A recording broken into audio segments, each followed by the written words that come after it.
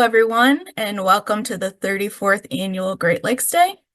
Great Lakes Day is sponsored by Michigan Sea Grant, Michigan State University Institute of Water Research, Department of Fisheries and Wildlife, and MSU Extension as a part of A&R Week at Michigan State University.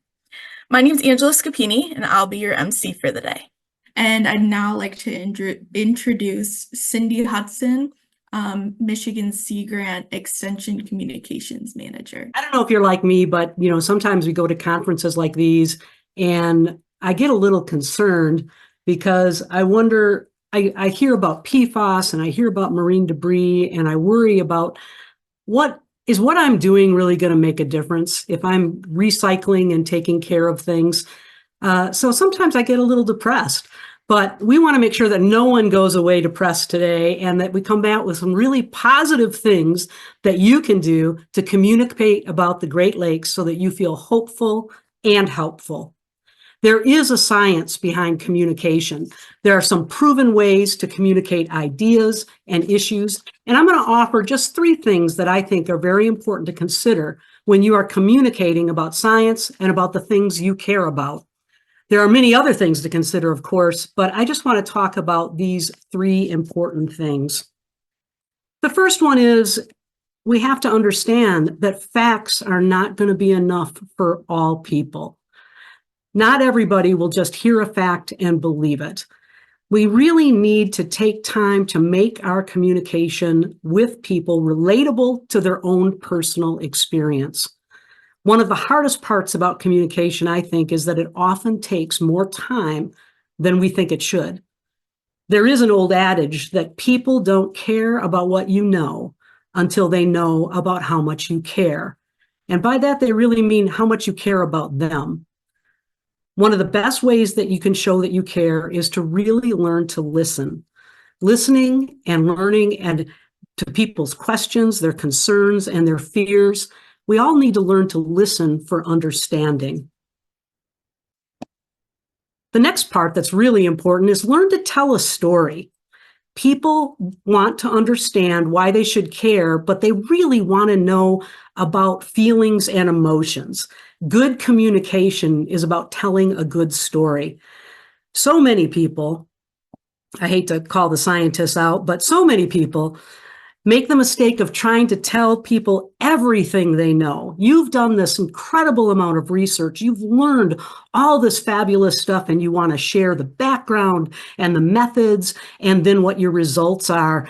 And in fact, that's the way we're trained to do it when we go to college to become a scientist.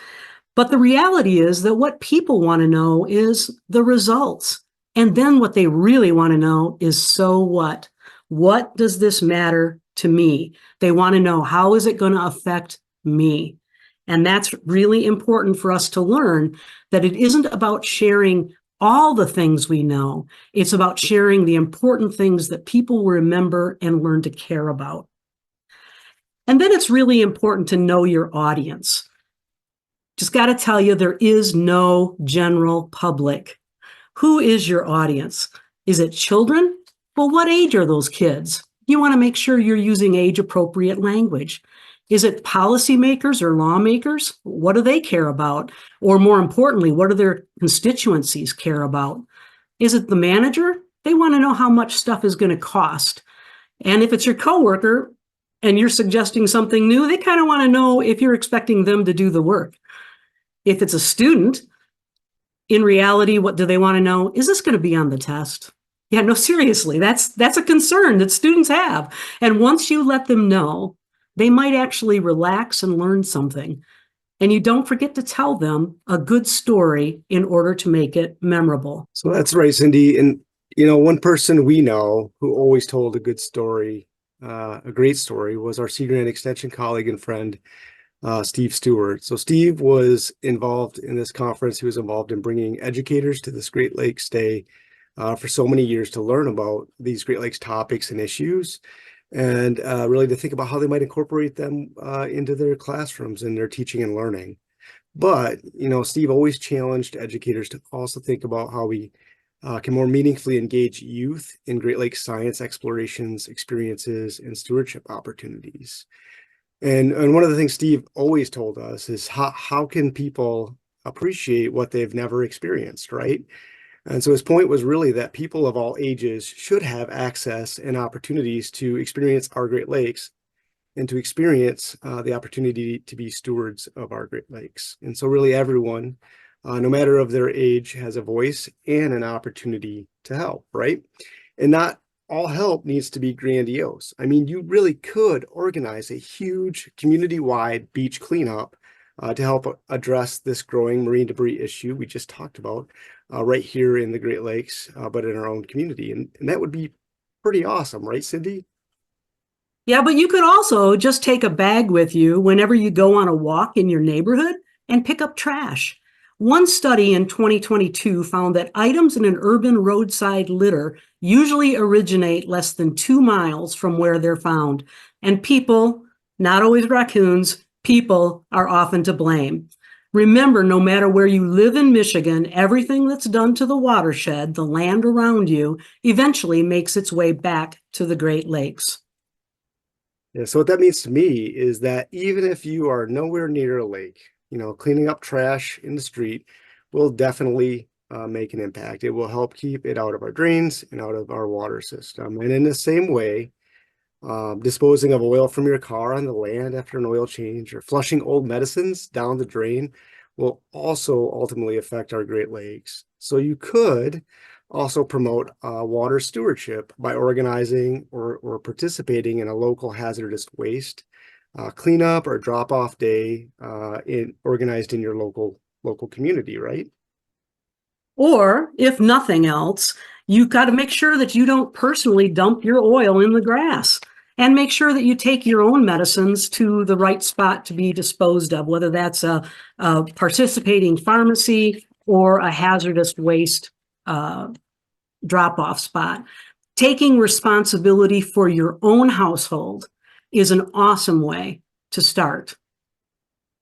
Totally agree. And so from a fishery science perspective, I'm thinking if you are a person who loves to fish or hunt, you probably already know that the money from your license fees and taxes on the hunting and fishing equipment that you purchase will help to support our natural resources science and management here in Michigan. Nearly 90% of the funding for our Michigan Department of Natural Resources, researchers and resource managers will come from sources like these. So fishing helps, believe it or not, fishing helps support stewardship of our aquatic resources too. And something that all of us could do, whether we fish or not, actually, is just buy a fishing license, and you will help to support the management of our lakes. For Michigan seniors like me, it's only $11. And for youngsters like Brandon, it's $26. It's money well spent. And licenses are available, well, just about everywhere, because they certainly sell them at Meijer.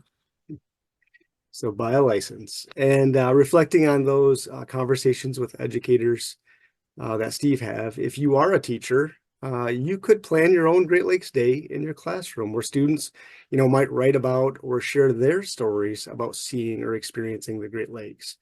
Or maybe you take a deeper dive and engage students in exploring how they might apply their learning to take on an environmental stewardship project that'll make a difference in their own community. So Michigan Sea Grant and our regional Center for Great Lakes Literacy Network and education team offers some really great, we think they're really great and awesome educational resources, curriculum, and training for teachers.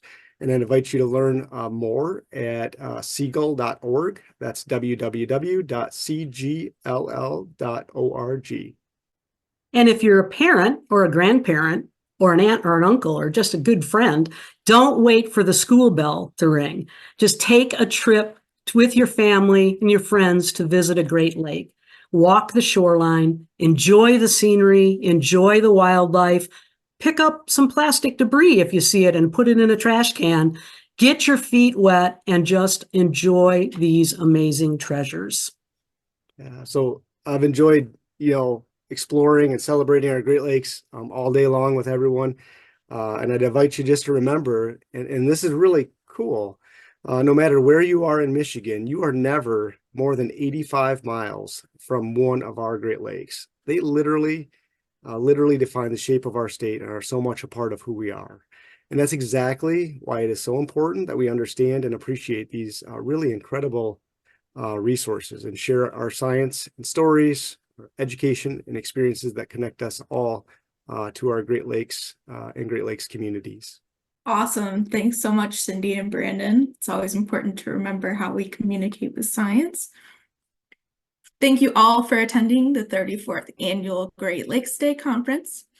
We'll like to give a special thanks to all of our guest speakers for offering their time today, and also give a congratulations to Dr. Lois Wolfson on her Van Snyder Award. Thank you again. Now go forth and share the Great Lakes love.